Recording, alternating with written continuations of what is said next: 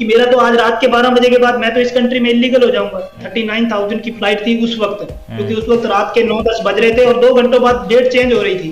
सही बात है। आया कि मुझे आप डिपोर्ट कर दो, आई हैव नो मनी, आप चाहो मुझे पुलिस में डाल दो। अब मैं आप मेरे 2 घंटों बाद इस कंट्री में मेरे पास वीजा खत्म हो रहा है। मेरी जितनी प्रोफाइल स्ट्रॉन्ग थी ना, मेरे को नहीं लगता है कि जो उधर से जाकर इतनी भी स्ट्रॉन्ग हो वो नहीं जाने देंगे। Hello friends, welcome back to the channel. मैं रोबिन धीमान आपका स्वागत करता हूं। तो भाई मेरे साथ अभी जुड़े हैं मोंटी भाई।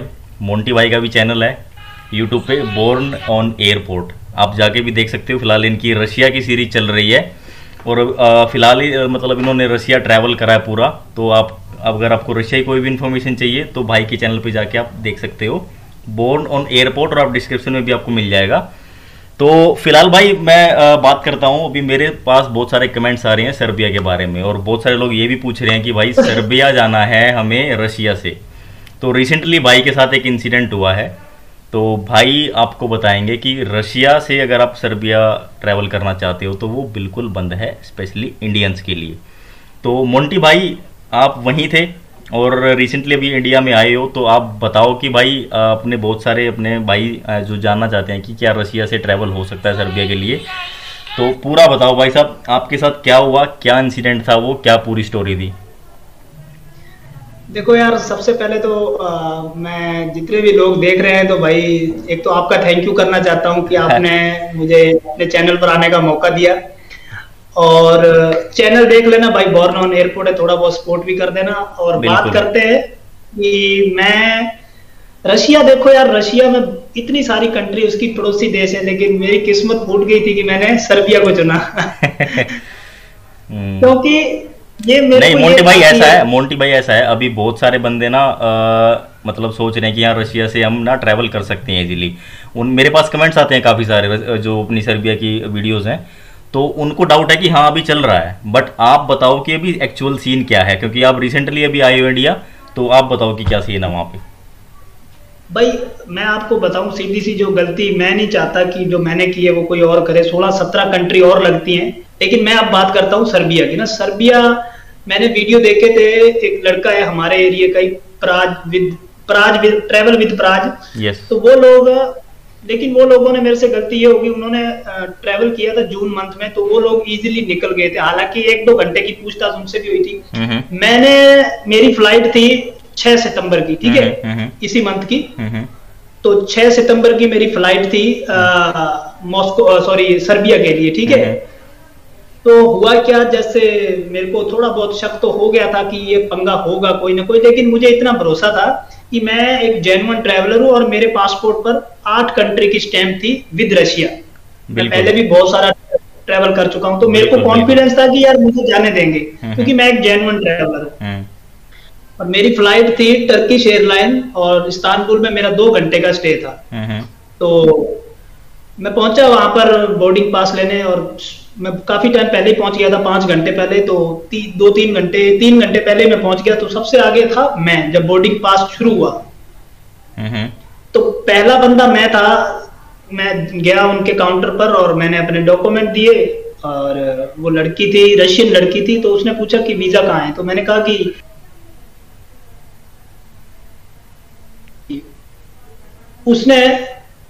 उसने फिर क्या किया, लड़की ने, उसके पास एक लैंडलाइन नंबर था, उसने एक घंटी की और उसने अपनी भाषा में बोला कि इंडियन गाय हो, ऐसा कैसा करके। तो उन्होंने बोला कि इधर भेज दो आप। ठीक तो है। मेरे को पहला झटका वहीं लग गया, लेकिन मुझे फिर था कि चलो कोई बात नहीं। तो मैं अपने डॉक्यूमेंट लेके, और थोड़ी दूरी उनका काउंटर था टर्किश एयरलाइन का, और गोल गोल काउंटर था, बीच में एक मोहतरमा बैठी थी और एक बंदा बैठा था। तो उसने मेरी तरफ देखा और बोला, ये वाला साइन बनाया, Indian passport holder not allowed. अच्छा, ऐसे साइन करके बोला कि भाई not allowed, Indian passport holder not allowed. तो मैंने कहा मेरे तो पैरों तले जमीन निकल गई जब ये बात बोली। तो मैंने कहा कि नहीं, मैंने कहा आपको गलतफहमी हुई है। मैंने उनको इंग्लिश में समझाया। मैंने उनको बोला कि बहुत सारे यूट्यूबर है जो अभी गए हैं, और मैंने झूठ में ये भी बोल दिया कि आज से 6-7 दिन पहले भी 2 लड़के गए, 2 लड़के गए, ठीक है। तो वो बोले कि मेरे आगे 2 लड़के और आगे, मतलब पीछे से आए, जो कि शायद गयाना या गुहाना कोई ऐसी कंट्री थी, वो भी जाना चाहते थे सर्बिया। तो उन्होंने उनको तो एक लेटर दिखा दिया कि जो गयाना एक देश है उसके नागरिक सर्बिया के लिए अलाउड नहीं है। उन्होंने एक लेटर दिखाया, स्टैंप लगा हुआ था। ठीक है। तो उसके बाद मैंने कहा कि मेरी दोबारा बारी आई, तो मैंने कहा कि भी रशिया से बहुत सारे लोग जा भी रहे हैं और सर्बियन इमिग्रेशन ने ऐसा कुछ नहीं बोला है कि Indian passport holder not allowed है। अगर कहीं ऐसा है तो आप मेरे को लिखित में दे दो या फिर आप मुझे उनकी वेबसाइट पर कहीं भी दिखा दो, तो मैं भी चला जाऊंगा। तो वो बोले नहीं कि आपको नहीं जाने देंगे। फिर मैंने उनको समझाया कि मैं एक यूट्यूबर हूँ और मैं इतनी कंट्री विजिट कर चुका हूँ, आप लोग मेरे चैनल पर वीडियो देख सकते हो, मेरा एक और चैनल है। तो उस पर मैंने उनको वीडियो दिखाए और मेरा पासपोर्ट भी दिखाया। तो फिर मैं थोड़ी सी मेरे अपनी आवाज तेज कर दी, मतलब थोड़ी देर तो मैं उनसे रिक्वेस्ट करता रहा। ठीक है। और मेरे पीछे जितने भी लोग आ रहे थे, जिनको वो उधर से वो भेज रहे थे, और थोड़ी थोड़ी वो बहसबाजी करके वो निकल रहे थे वो लेकर, बोर्डिंग पास लेकर। ठीक है। हाँ, एक मोरक्को की फैमिली आई, उसका भी सेम था, लेकिन वो लड़के ने अपनी आवाज इतनी तेज कर दी वहां पर। अच्छा। वो खुद उनको लेके गया। अच्छा। और उनको बोर्डिंग पास दिलाया। तो 2-3 केस सामने ऐसा हुआ। हाँ, तो मेरे को लगा कि यार नहीं, अभी काम बन जाएगा। तो उसने फिर बाहर आया, उसने मेरा यूट्यूब चैनल की फोटो ली, मेरे पासपोर्ट की फोटो ली और मेरे रिटर्न टिकट चेक किए। तो मेरे को पूरा 101% हो गया था कि यार अब चेक हो रहा है, अभी ये मेरे को भी जैसे दूसरे लोगों को दे रहा है ना बोर्डिंग पास, तो मेरे को देगा। बोर्ड नहीं करने देंगे। सर्बियन इमिग्रेशन का कॉल आ गया है कि इंडियन पासपोर्ट होल्डर मॉस्को से अलाउड नहीं है और किसी कंट्री से आना है तो उनकी मर्जी है। उन्होंने मेरे को ये भी बोला कि कतर पासपोर्ट होल्डर और Indian passport holder not allowed to fly Moscow to Belgrade. उसके बाद फिर मेरे को लगा कि अब काम बनने वाला नहीं है, तो मैंने थोड़ी और अपनी आवाज तेज कर दी कि I am a YouTuber, I am genuine traveller and I am making a videos and I have all sufficient fund. मैंने ऐसा थोड़ा बहुत उनसे इंग्लिश में बोला और मैंने ये भी बोला इंग्लिश में कि मेरी सारी बुकिंग है और मेरा इतना खर्चा हो चुका है, मैं एक जेन्युइन ट्रैवलर हूँ। booking.com पर मेरे क्रेडिट कार्ड अटैच हैं, अगर मैं नहीं गया होटल के तो मेरे पैसे कट जाएंगे। बिल्कुल बिल्कुल बिल्कुल। वो मानने को तैयार नहीं था उस बंदे ने। उसके बाद 15 मिनट रह गए थे मेरी बोर्डिंग को। मैंने उनसे फिर रिक्वेस्ट किया कि सर 15 मिनट्स लेफ्ट, मतलब मैं 4 घंटे 3 घंटे उनके बाजू में रहा कि ताकि मुझे दे देंगे। उसके बाद एक और टर्किश एयरलाइन का बंदा आया, उसने मुझे बोला कि तुम्हारा इंस्टाग्राम हैंडल बताओ। अच्छा। मैंने कहा ले लो, अब काम बन जाएगा। ये मेरे को जब भी वो पूछते थे मेरे को लगता था कि अब मेरे को जाने देंगे। ठीक है ठीक है। उसने मेरा इंस्टाग्राम देखा, इंस्टाग्राम पर मेरे 4000 फॉलोवर थे लगभग। तो उसने मेरे को बोला कि फॉलोवर बहुत कम है, मतलब इंग्लिश में बोला। अच्छा यार, ये क्या, मैंने कहा यार ये क्या मतलब है जो फॉलोवर कम है। हाँ, फॉलोवर कम है मेरे को बोला। मैंने कहा आपके कितने? उसके 97 फॉलोवर। हद हो गई यार, ये तो हद हो गई यार। मैंने कहा sir there is no reason, landline number था। उसने उस पर कॉल की और उसके बाद मेरे को समझ में आ गया था कि किसी को बुला रहा है। लेकिन मेरे को लगा कि चलो कोई बात नहीं, अभी भी 2-3 मिनट बाकी हैं, तो अभी भी अपने कोशिश करते हैं, क्या पता कोई सीनियर ऑफिसर आ जाए उनका। तो उसके बाद 6 पुलिस वाले आ गए। तो पुलिस वाले आ गए तो मेरे को पता लग गया कि अभी पुलिस वाले हैं तो काम थोड़ा सा खराब हो गया, गड़बड़ होने वाला है। तो फिर मैंने क्या किया, कैमरे का मुंह अपनी तरफ कर लिया, अपने से बात करने लग गया। जब मैंने देखा पुलिस वाले आ रहे हैं तो वो आए मेरे पास और कैमरा बोले स्टॉप द कैमरा, इतना ही बोले इंग्लिश में, और उनको ज्यादा नहीं आ रही थी। तो और उन्होंने कैमरा ले लिया और बोला फॉलो मी। और दूसरा बोला कि वेयर इज योर पासपोर्ट। तो मैंने पासपोर्ट दिया, उसने पासपोर्ट ले लिया, बोला फॉलो मी। उसके बाद क्या हुआ, मेरे को रूम में ले गए और जो मेरे साथ एक लड़का था वो पीछे खड़ा था, देख रहा था। तो मैंने उसको बोला कि चल तू तो यहीं रहे, मैं मेरी तरफ देख भी मत, मैंने इशारे से समझाया उसको। तो उसके बाद वो फिर मेरे को काफी दूर चलते चलते चलते, उनका एक ना इंटेरोगेशन टाइप रूम होते हैं रशियन पुलिस के। अच्छा अच्छा। तो मुझे वहां ले गए और मैंने बोला कि मेरा बड़ा बैग वहां पर है। तो बोला बड़ा बैग आपका कहीं नहीं जाएगा, क्योंकि जो मेरा ना, मेरे पास तो 2 बैग रहते हैं, एक में मेरा लैपटॉप वगैरह थे तो वो मेरे पास। हाँ हाँ, एक बैकपैक होता है पीछे। हाँ, तो बोला कि कोई बात नहीं बैठो। क्या मैं सेकंड फ्लोर 19 नंबर गेट पर पहुंचा, रशियन पुलिस थी, मैंने मेरा दोस्त भी वही था, वो बेचारा वेट कर रहा था। हम लोगों ने बात की कि मेरा तो आज रात के 12 बजे के बाद मैं तो इस कंट्री में इलीगल हो जाऊंगा। और इतनी महंगी फ्लाइट मैंने चेक की, 39,000 की फ्लाइट थी उस वक्त, क्योंकि उस वक्त रात के 9-10 बज रहे थे और 2 घंटों बाद डेट चेंज हो रही थी। सही बात है, बिल्कुल बिल्कुल। उसके बाद मैंने उनको समझाया कि मुझे आप डिपोर्ट कर दो, आई हैव नो मनी, आप चाहो मुझे पुलिस में डाल दो, अब मैं आप मेरे 2 घंटों बाद इस कंट्री में मेरे पास वीजा खत्म हो रहा है। मैंने वहां पर जाकर बैग रख दिया, मैंने कहा I am sit here and मैंने कहा माई फ्लाइट, मैंने उनको समझा दिया गूगल ट्रांसलेट से भी मेरी फ्लाइट थी, आप लोगों ने नहीं बोर्ड करना।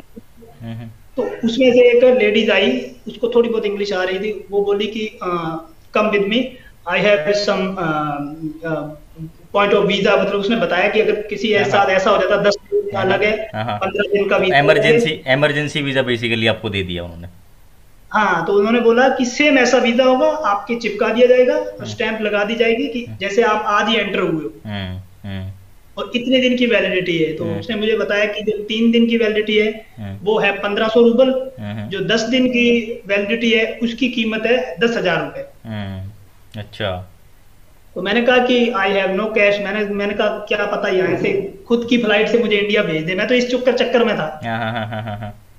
लेकिन वो तेज बहुत होते हैं। उन्होंने बोला कि एक बार उन्होंने मेरे से पूछे बिना पैसे है या नहीं, उन्होंने स्टिकर चिपका दिया 3 दिन वाला। 3 दिन वाला स्टिकर चिपका दिया, हाथों हाथ स्टिकर तैयार कर दिया उन्होंने मेरे नाम का, मतलब जो सेम अपने को 30 दिन का स्टिकर मिलता है ना, तो उन्होंने बैठकर वहां पर स्टिकर तैयार कर दिया, मेरे पासपोर्ट की डिटेल भर दी उन्होंने।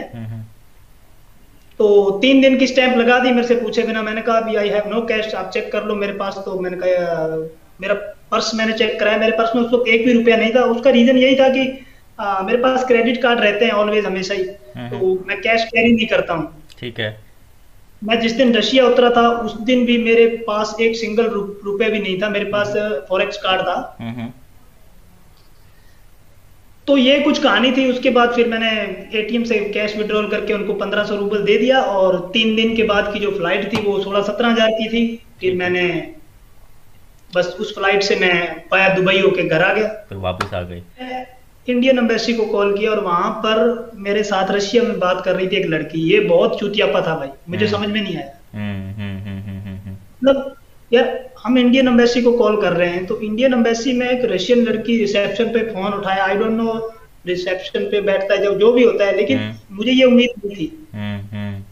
सही बात है। और ऊपर से चलो ठीक है कि ठीक है, आपने अच्छी बात है, रशिया में हो तो आपने रशियन रख लिया, लेकिन कम से कम जब मैंने उसको बोला I want to talk in Hindi please any, मैंने बोला कि any officer in Hindi language, so I want to talk, तो भाई उसको तो पता नहीं समझ नहीं आ रही थी और उसने बोला नो हिंदी। तो मैंने ये भी बड़ी अजीब बात लगी मेरे को। बिल्कुल यार, ये क्योंकि एम्बेसी किसी भी कंट्री में हो तो हमारे स्पोर्ट के लिए, अगर हमें कोई दिक्कत आती है, कोई परेशानी आती है, तो बंदा वहाँ पे जाके हिंदी में बातचीत कर सकता है, कोई बड़ी बात नहीं है, क्योंकि वहाँ पे इंडियंस होते हैं, अपने देश के लोग होते हैं। लेकिन आप बता रहे हो कि रशिया में उल्टा है, वहाँ पे भी रशियन फोन उठा रहे हैं। नहीं, हिंदी लैंग्वेज वाला होगा, मैं ऐसा नहीं कह रहा हूँ, लेकिन मैं ये कह रहा हूँ कि मेरे टाइम पे एक रशियन लड़की ने फोन उठाया और उसको मैंने इंग्लिश में बोला आई वांट टू टॉक यानी हिंदी पर्सन, मैंने कहा आई एम फ्रॉम इंडिया। तो अब उसने बोला कि नो हिंदी, तो ये मेरे को बड़ी अच्छी बात लगी। नहीं तो जब आपने इंग्लिश में बोल दिया तो उनको समझ जाना चाहिए। और मैंने ये भी पूछा इज दैट इंडियन एम्बेसी, बोला हाँ यस। इतनी यस भी बोला। यार बहुत बड़ा कंफ्यूजन है भाई। मतलब जो भी भाई रशिया प्लान कर रहा है, तो रशिया की भाई सीरीज के लिए आप मोंटी भाई की वीडियो जाके देख सकते हो, लेटेस्ट वीडियोस है सारी और अच्छी वीडियो बनाते हैं भाई, आप जाके देखो। कोई भी इन्फॉर्मेशन लेनी है आप इनके इंस्टा पे इनको फॉलो कर सकते हो और यूट्यूब पे भी इनको कांटेक्ट कर सकते हो, राइट। रशिया से किसी कंट्री निकल जाना भाइयों, बहुत सारी कंट्री है, तो मोंटी भाई सर्बिया का नाम मत लो।